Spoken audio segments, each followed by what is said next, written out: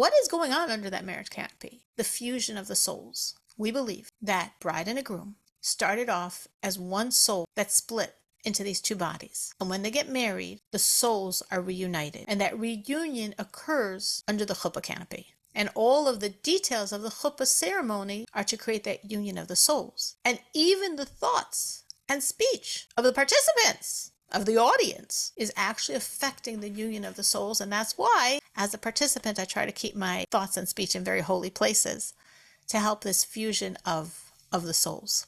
There's, of course, a term you've probably heard of, which is bashert. Bashert means like your soul-destined mate, your soulmate. Husband and wife being originally two halves of one soul. Because my brain is full of the Jewish wedding and marriage and going out and all that, courtesy of, thank God, my son's engagement. I thought it would be very appropriate, or at least fitting with my brain space, to talk about the Jewish way in going out and marriage, and maybe people have questions and maybe I have answers. Maybe I don't have answers, but definitely people can have questions. So that's what I thought would be a nice thing to do today. For me, this is very current and very real. Thank you, Yosef Yitzchak. Thank you, God. Very grateful for Yosef Yitzchak becoming engaged, which is, of course, a process, of course, that took a lot out of me as the mom. So I'm like, okay, this is what we're talking about because it's definitely what's in my head. The Jewish way of dating, the Jewish way of becoming engaged, the Jewish way of getting married. Before I start, probably more important than anything I'm going to say is any questions you have. So anyone has any questions they want to start off with? Well, tell us about the process. Tell us about the process, and especially as a parent. So as a parent, because of course I'm talking to people that are potential parents, you have a child who is ready and willing to get married. If they're not ready and willing to get married, it's probably not the right time to do any of this. Because obviously that man or woman, your son or daughter, has to want it. If they don't want it, nothing's going to work out and nothing's going to be right and nothing's going to be good enough and you're just wasting your time. If they really aren't so interested and you think it's really time because you're getting of age, it's really good at that point to talk to them of the advantages of being married, talk to them of why it's so great to be married.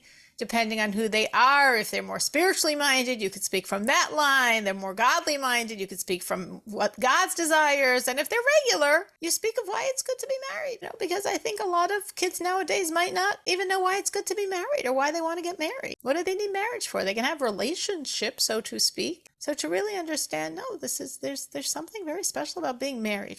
And some children, I say children, obviously we're not talking about people that are children's age, but our children, sometimes they really need to be intellectually convinced and then emotionally convinced and then intellectually convinced and then emotionally convinced. Could be by yourself plus other people. Sometimes someone else just might have the word to say that makes a click. And sometimes you might look to what I call more like professionals in the idea of getting married and bringing people to want to get married. Because there's definitely people that specialize in that idea. And it definitely could be for many people this resistance to getting married. The responsibility, the financial responsibility, the emotional responsibility, the infringing on their own freedom. And so I think that's just as a parent, that would probably be a baseline of like, is he or she wanting to get married? And if not, are they at an age that I should just wait till they get interested? Or are they of an age that I should try to help them, bring them to the point of really understanding that the best thing for them, their best life, is if they're married. If you don't think their best life is if they're married, then you've got to remind yourself, convince yourself. And as I'm saying, talk, have other people talk, have whatever you think is relevant talk, and you could also bring in professionals to just really, really bring them to intellectual or emotional awareness of getting married. And how that is so good for them. Assuming we're past that point, now again, I'm taking Rivka's perspective as the parent. So in the religious world, and it's really a very easier world, I would say, in a sense, marriages or meeting to get married is generally something that's arranged. Obviously, things can just happen spontaneously. Like if you happen to meet someone and think, oh, this person looks like the type of person I'm looking for, that could happen too. But generally in the religious world, that's not how it's done. And it's more friends and family, or friends of friends, or family of family. Think of, oh, your son is so wonderful. I know a great girl. Oh, your daughter is so wonderful. I know a wonderful young man. Now, of course, there is the professional matchmaker called the shadchan, as we probably all know. And a shadchan could be wonderful also. Personally, for me, of course, if a shadchan is calling, I would always want to know, like, why are you thinking of my son for this girl? Why are you thinking of this man for my daughter? Is it just like you have a list and you're matching them? Then, it's not as appropriate. If I speak to a shadchan, and of course I've spoken to many, and at the moment I have a few other children that also, God willing, to get married, and find their soulmate. When I talk to a shadchan, or to anyone else who's trying to help my child get married, I explain really honestly and clearly my child. I really want them to understand who they are as much as I can, because then whatever suggestion they make, in theory, should be a lot more appropriate. And if the person doesn't really know your child, they can make suggestions that are so off the mark, you're just so wasting everyone's time. So if I'm speaking to a shadchan, a professional matchmaker, and of course I contact them as well, I will say, I want you to understand my child. I'm being very transparent. I'm being very honest, because I really want this to be a meaningful, beneficial conversation. If someone suggests to me a name, a friend or a family or somebody I never knew before but somehow knows my child, I'll say, why did you think of my child? What do you see about this person and my child that you think is a good match? And if they're like, oh, no, I say, let me explain to you my child. Also, in the religious world, you write up a resume. We call it a resume, and describing a little bit what the person is and who they're looking for. I try to be so honest and clear about who my child is in the resume, because I really want the person reading it, who of course probably doesn't know my child, to really understand who they are. So they really, when they're thinking of names, they're really filtering it through who my child is, as versus just complete randomness. So again, this is just like tips from, as Rivka was saying, the parents' end. It happened to be for me. Now I have 2 children married. Now this is my 3rd one, thank God. All of them were really suggestions from people that one way or another knew us. Meaning it wasn't a shadchan. Obviously there was a shadchan involved, but it wasn't that the shadchan, the matchmaker, just, took 2 lists and matched it up. This one was my daughter-in-law's mother, to a certain degree knew my son. Naftali's, my son before that, was someone who had seen me and seeing me, thought of me and thought of this girl she knew that was sort of similar to me, so to speak, and thought of my son, and then connected to my son. And then my eldest son, Mendy, was also from very, very close family friends who knew my son and knew the girl and thought of it. Now, the fact that someone that knows you and thinks of it does not mean it's a good idea.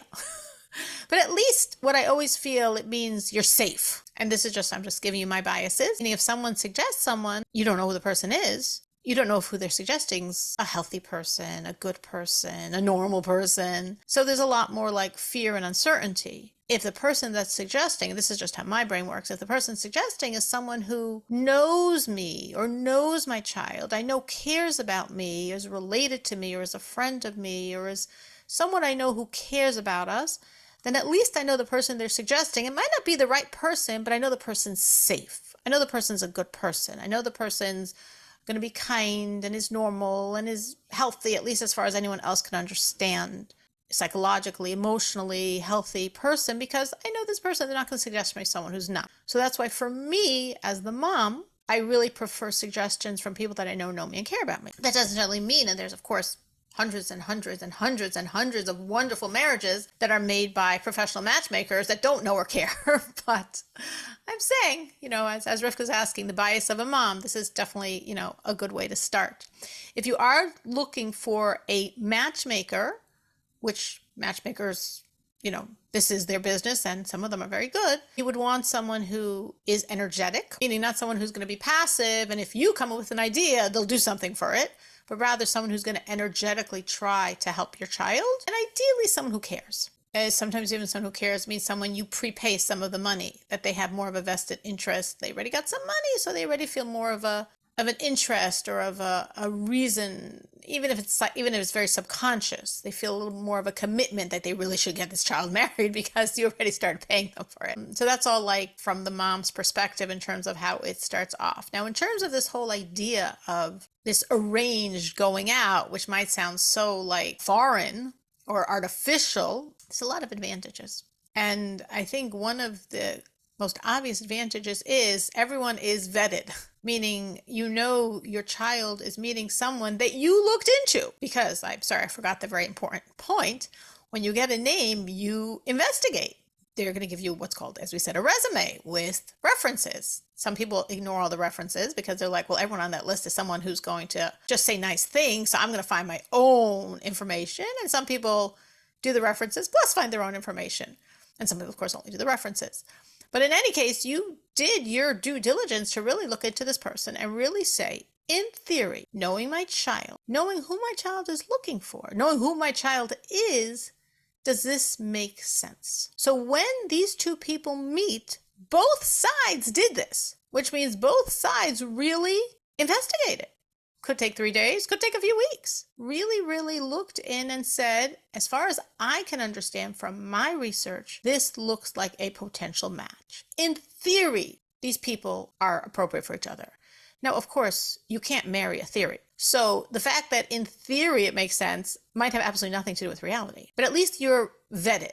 At least we're starting off with two people that are somewhat compatible enough that both sides thought, it's worth trying. I think something else that's very huge advantage of this matchmaking shidduch system is that the two people are meeting for the purpose of determining, do we want to get married to each other? And I think that is a huge advantage of this system. Now, again, you could say, oh my gosh, that sounds so awkward. But it is a bit awkward, of course, in a sense, because you never met each other before, and you are literally meeting a stranger to see if you should marry him or her. But it makes things so, again, clear and transparent.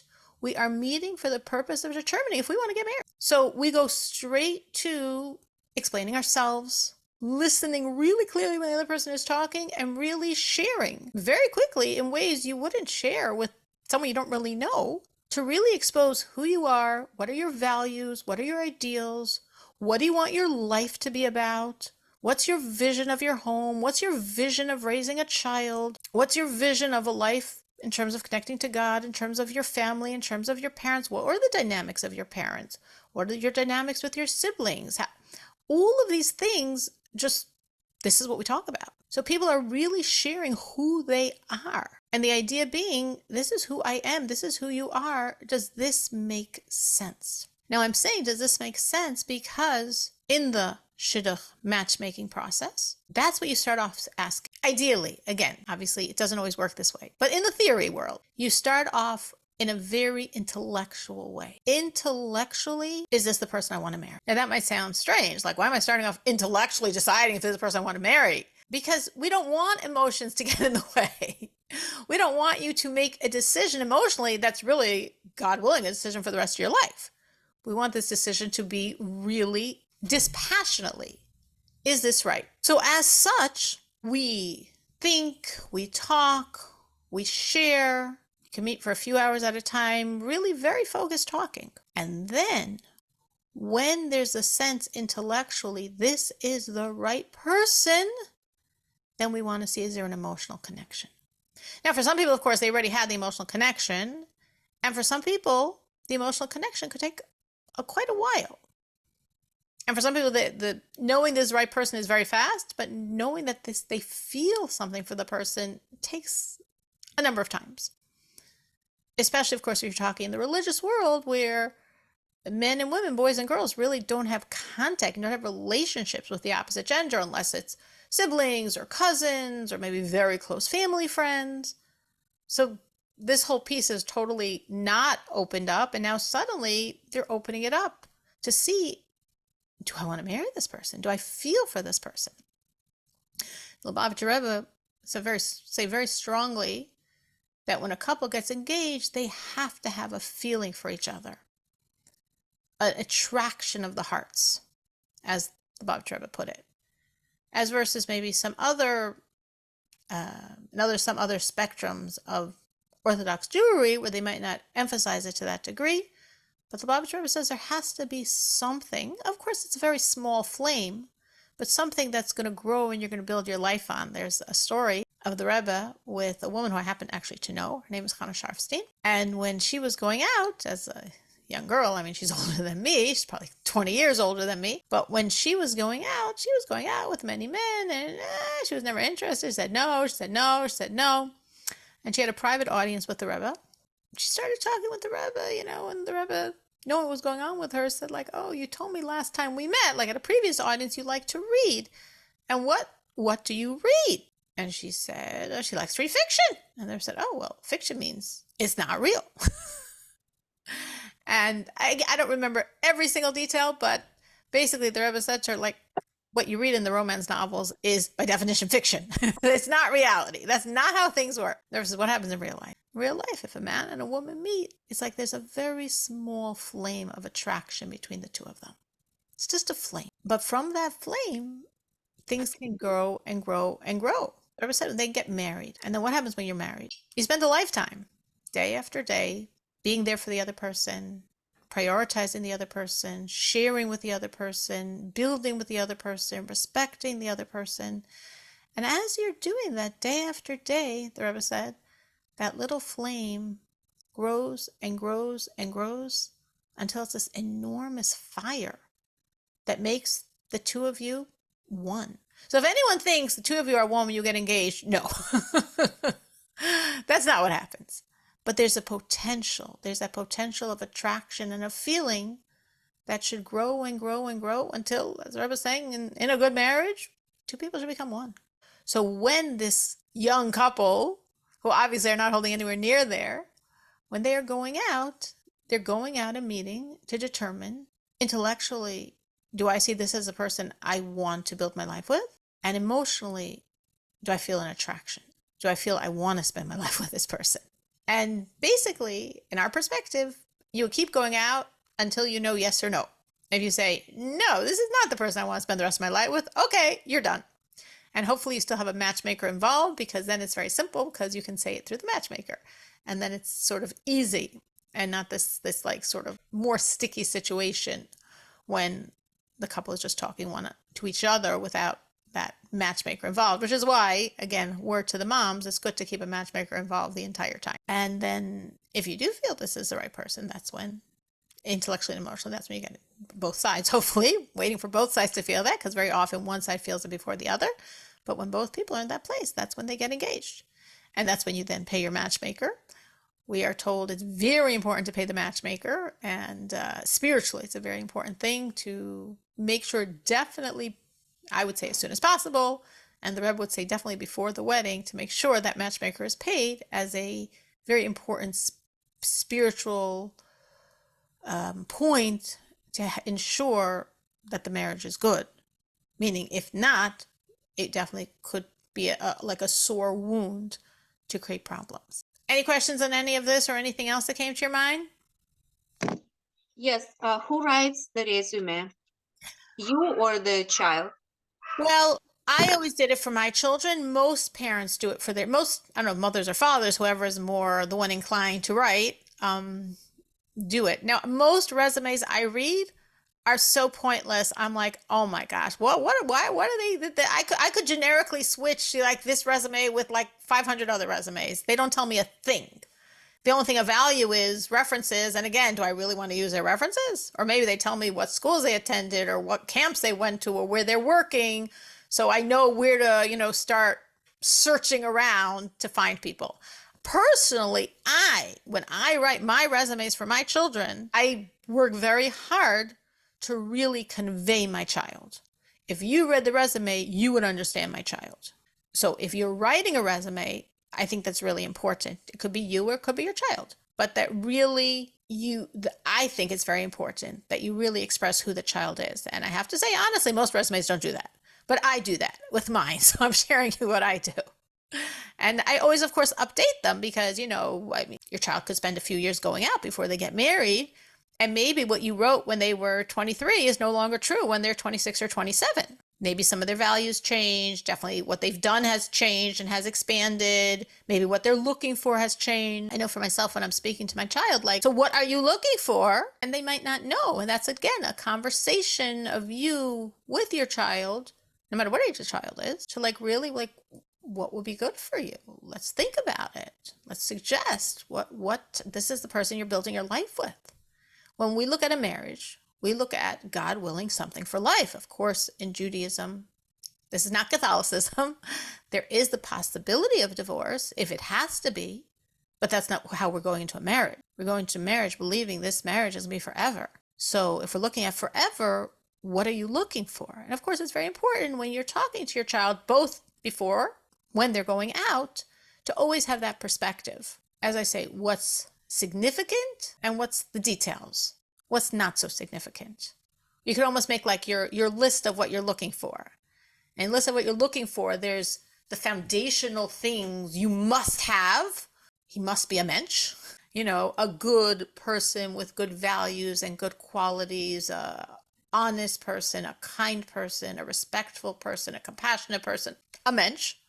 That is like, I'm not saying what anyone should be. I'm just trying to explain the concept. That's like non-negotiable. I'm not going to marry someone who's not nice and not kind, who's mean, who's self-centered, who's cruel, who doesn't care about children, who's not going to respect his wife or his spouse, So that's like what must be. Then you could have your next list, which would be things that you really hope you get. Again, everybody can put whatever they would want on that list. A solid income, or someone whose parents have a good marriage, someone coming from a loving, warm, stable home, someone who wants to stay in Chicago, whatever. And then you could have a third list, which is like the frills. It would be nice if has a great sense of humor. I would like to marry someone like that. But, if he does or if he doesn't, that's definitely not as we call it, a deal breaker. That's definitely not going to be oh no, he doesn't have a sense of humor. Forget it. This is not the person for me. Unless, of course, a person put that as their must have. I'm not saying you have to literally delineate in 3 lists. For some people, it's very, very, very helpful to do that because it makes it very clear what really is important and what is nice. But ultimately, that's not the most important thing when you're speaking about a spouse, your husband, your wife, and the parent of your children. If I'm speaking to someone who's my child or to anyone I'm talking about, I'd always say that is your forefront thought. You want to marry a builder. You want to marry someone you can build with. Is this a builder? Is this someone you could build a relationship with? Is this someone you could be married forever to? Is this someone that would be an amazing parent for your children, God willing? Because you're marrying a spouse, you're marrying your children's father or mother. And that's like, I think always you have to go back to that point. Will this person be a good spouse? Will this person be a good parent for my children? And that, of course, in my head is non-negotiable. And then there's many, many details. But I think that's like the type of conversation you would have with your child, because in their head, they could have a lot of things in their head which are or are not important, but they might forget some of the things that really are important, or they might get stuck on details that are nice, but ultimately you might not get them, but you're still getting a wonderful spouse. So how long does this process take going out? It totally depends on the person. As I've said before, my husband and I went out 5 times in 2 weeks. And thank God have been happily married for almost 36 years. Of course, that sounds crazy when I say that to you. Like 5 times, 2 weeks, and you got married, let alone you're almost married 36 years. But again, understanding the system. Before we met, we knew we were meeting to see if we're going to get married. And we're meeting people that, in theory, not that you marry in theory, but in theory, are really very compatible.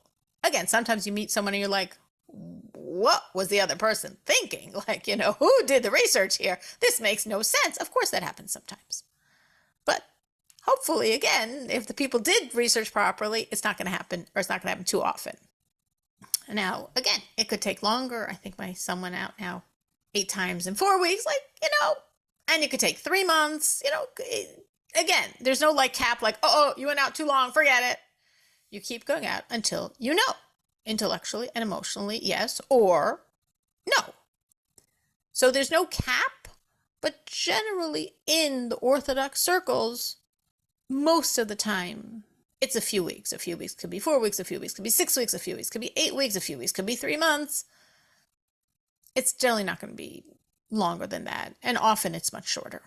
Because again, each time you're meeting, it's very focused. And the focus is, should we get married? What can you share about yourself? What do I need to understand about you? What questions do I have about you or your values or your priorities or how you want to build your life, how you want to live your life? What are your goals and aspirations? To know. Now, again, of course, in the end, it still is obviously a miracle. And we definitely have a lot of the God factor to help because as I think of it, I think when I got engaged, did I know myself?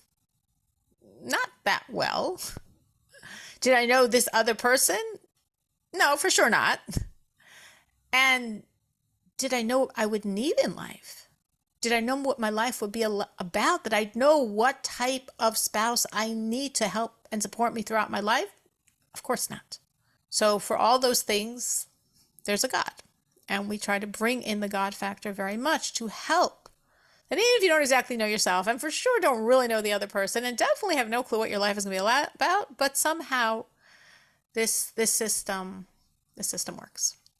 For some people, is more easily than for others, but in general, it is a good system. Any other questions on this process of prior to going out or during the time of going out? Obviously, what I'm saying is very brief, but there's so many things to say. This is all very much of an overview. Okay, so God willing, your son or daughter gets engaged. Mazel tov. From the time of the engagement to the marriage, we have certain ways we look at things that, again, probably are very, very different than in the secular world, but are really all things designed to help this marriage. So one thing that's a very strong value is that the engagement should be as short as possible. What does as short as possible mean? I mean, it depends on the situation. It depends on the time of year. I mean, this son Yosef Yitzchak is going to have a very short engagement because we basically don't get married from after Passover until Shavuot. So to avoid like a 4.5 month engagement, which in our circles will be really long, he's having a really short one. It doesn't have to be as short as that. It depends on, as I'm saying, the time, the calendar, what dates are available, what makes sense in your life. But in general, the idea is that the time of the engagement is not the healthiest time for a couple. During the time of the engagement, it's almost like you were going out, and going out is a very intense time. And during the intensity of going out, you're really trying to understand very deeply this other person, and you're spending hours together. And then when you're not together, you're thinking about it. That's actually why we do not go out 2 nights in a row, because then it's almost like pointless. You didn't have time to process and digest everything the other person said. So you need at least a night in between. So you could really have like at least 48 hours to really think about what they said and really process it. So it's a very strong, intense time when you're really spending a lot of time together. Not like usually when you talk to someone where you're more listening to yourself than the other person. Here you're really listening to the other person. And then you're spending like 2 days really processing what they said and thinking about it and trying to really understand. And do you have any questions on what they said? Any red flags? Anything you want to explore further? Is it compatible with your vision? Are there things you want to discuss because you look at something very different? Like serious, intense time. And then you get engaged. Now what happens? So for a lot of couples, during the time of the engagement, it could be almost like this edgy time of like, then your hormones can start getting in the way and you can start feeling like, well, do I really want to be married to this person? You can see them and you get sort of nervous, whatever. It's especially, well, I'd say especially for girls, but who knows? It could be the girl, it could be the boy. So in general, the idea is a short engagement. And during the time of the engagement, there shouldn't be that much contact between the engaged couple. Depending on the culture, depending on where you live, there could be different rules. These are not rules from Torah. There's nothing in Torah that forbids a couple from talking every day and seeing each other every day. But as we understand it, that's not really the healthiest way to be during the time of engagement. So the ideal would be much less seeing each other and much less talking. That might work out in someone's sphere to talking once or twice a week and seeing once a week. It might work out to seeing once every other week and talking once a week. Each group might have a slightly different variation of this, but the idea being to keep the contact less, primarily because people are very nervous, edgy, and hormonal when they're engaged. And some small thing could just trigger you. And you could be like, oh my gosh, do I really want this person? Now, of course, what happens when you get married? Then you're going to spend a lot of time together. Are you going to have those same thoughts? No, because when you're married, there's a commitment. There's a commitment of getting married. And then you process things very, very, very differently. Of course, within the marriage starts off with the marriage ceremony. The marriage ceremony is very, very, very important.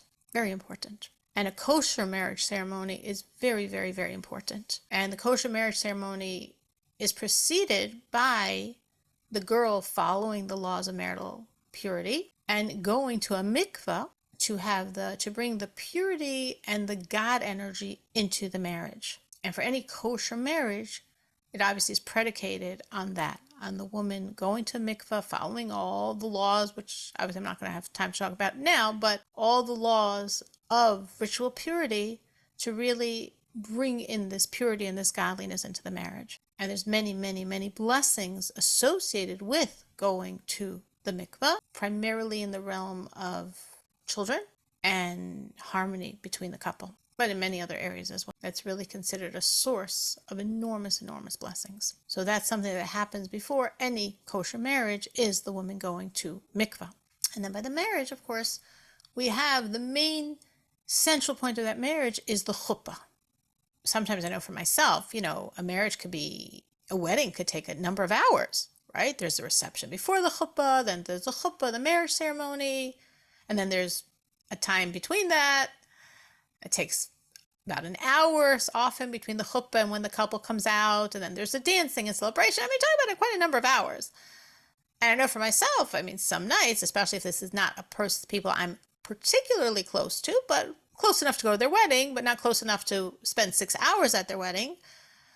And I think, what's the most important thing to go to? And sometimes I'm like, well, I'd really like to go to the dancing, because when I go to the dancing, I'm helping the bride rejoice. And of course, that's considered a very important thing to bring joy to the couple. But in my older age, I choose, if I cannot do the whole thing and I'm going to take one slice, I go to the chuppah. I go to the marriage ceremony part of the wedding, because that is really the most powerful spiritual part. That is the most significant part. That's what makes the marriage. And we're told that at a chuppah, actually, all the thoughts and words of every participant in the chuppah affect what's going on under that marriage canopy.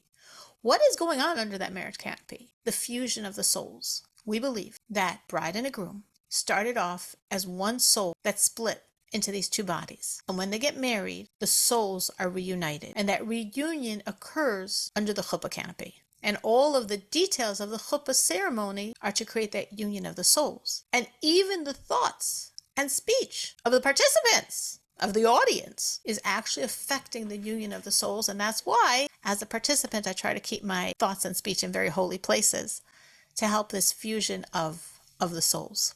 There's, of course, a term you've probably heard of, which is bashert. Bashert means your soul-destined mate, your soulmate. Husband and wife being originally two halves of one soul. We are told that every time a Jewish couple gets married, that first marriage, if it is a legal marriage, meaning this is a marriage that is kosher according to Jewish law, the husband and wife are people that can get married to each other, it is for sure a marriage of basherts.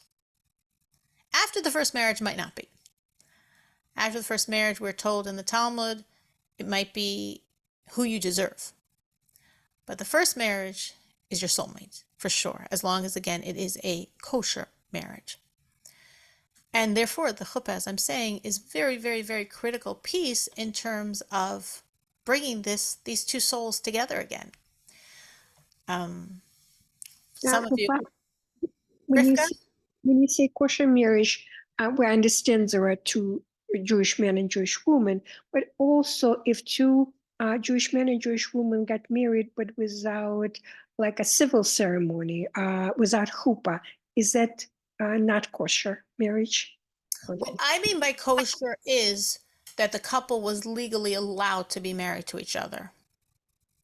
That's what I mean. Like, for example, if one would be a spiritual category called a mamzer and the other one is not, well, that's not a legitimate Jewish marriage. So therefore, even if for one of them it's their first marriage or for both of them it's their first marriage, it's not their soulmate because God doesn't allow such a marriage.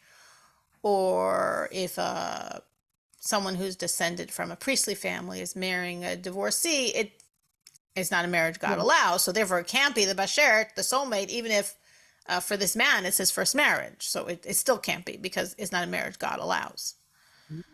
But assuming this is a marriage that God allows, then we would say, yeah, this is the bashert. Does that mean by definition it's going to be a perfect made in heaven marriage? No, because we're not in heaven, we're on planet Earth. And being on planet Earth, often we have work to do. And often a lot of our work has to do with our marriage. I'm, of course, telling you something none of you ever realized. But we are in this world to work. We are in this world to make this world God's home, make this world God's garden. And work starts from within. And very often, people get married to the person who is going to facilitate their work. That doesn't mean it has to be a bad marriage, but that doesn't mean it's going to be marriage without work. Facilitate your work, just maybe facilitate the work because the two of you are such amazing partners and together you're going to be doing a lot of work in the world. And sometimes facilitate your work means looking at yourself and your areas that you need to work through and looking at your husband and his areas that need to be worked through. And you're like, wow, what a shidduch, what a match. God was thinking very precisely the work I need to do, the work he needs to do, and putting the two of us together. And as we have God in the composition, it makes it so much easier work. Not everyone here, of course, but some of the people here were at that wonderful chuppah ceremony that we had for Basia a number of years ago in my synagogue. And if you remember, Basia was already sick at that time. And her husband said that, yes, he would do this marriage ceremony for her because she wanted it and she was sick, so he wanted to do for her. And I remember so clearly, it made such an impression on me because the whole time he was like, going along with it for her. And then afterwards, at the end of the wedding, when I was speaking to him, and he was so happy and so grateful and so appreciative of the wedding. And I was like, wow, this is so nice because I know that wasn't the space he was in before. And he told me afterwards, and he told me this, I'd say 3 times. He told me this several times, that when he was standing under that chuppah, him and Basia, with my husband there, doing the entire ceremony, he said he was so overwhelmed from so many things, so many pieces, her illness and finances and medical care and running the home and the children. He had so much on his plate. He felt so overwhelmed and so, beyond. And he said he felt in the chuppah God coming into the marriage. And he felt it wasn't just him and Basia, as he said, him and Olga. It was him, Basia, and God. And he knew, okay, he'd have the strength. He could do this. And it's really so precious because what he experienced is truly what happens every marriage, under every chuppah. But not necessarily does everyone under a chuppah feel as clearly as he felt that in the chuppah we have the souls fusing, and we have God coming in and becoming that third partner. Because as we look at a marriage, it's not a partnership of two. Partnership of two doesn't really make it. It's like a chair of 2 legs. No, that is not very stable. But 3, a 3-legged chair, okay, that can work. So it's not, if we're looking at our child and their spouse, or we're looking at ourselves, me and my spouse. No. It's you, your spouse, and God. It's your child, it's their spouse, and God. And then there's solidity, and then it can really work. And that's what really happens under the chuppah. That's why we have actually the Kala's face, the bride's face is covered, because we say the face of the bride is like the face of the divine presence under the chuppah. There's so much spiritual power going on. And that's why it's a really good time, if you are at a chuppah as a participant, to say psalms, to say Tehillim during the chuppah ceremony. I try to say psalms the entire time, from beginning to end. Sometimes it's longer, sometimes it's shorter. Chuppah can take at least a half an hour, and some can take much longer, but for sure it's usually at least half an hour. And I try to maximize every minute of that time saying psalms, both having in mind the couple, that this should help the couple and help the couple in doing what they're doing right now, which is this fusion of their souls. And for any of my issues, because this is such a holy time. The divine presence is there in such a palpable way. It's a really, really, really enormous time to say psalms. So it's serious. It's intense. If you've been to a wedding, of course, different weddings are different, but definitely in the Chabad wedding, you really feel the seriousness.